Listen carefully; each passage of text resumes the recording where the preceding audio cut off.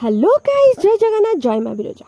तो ये देखो सबुदिन भाई मुझे आज मोर ये ब्लॉगटा स्टार्ट करूँ लंच रोसई।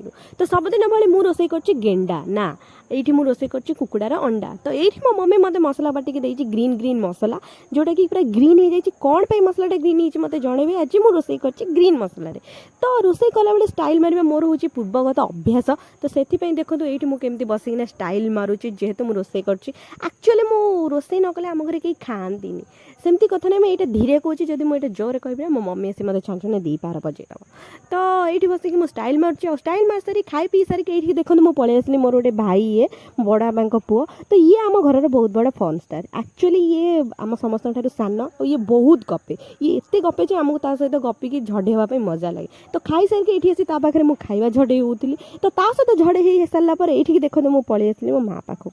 तो माँ कौन कला ना मो चुटी टे ऑयल मसाज कर दूसरा। एक्चुअली मो चुटी मो तेल न मारी मारी मारी मो चुटी पूरा डैमेज हो जाता। से कौन है ना माँ ये मो चुटी टे तेल मारदे।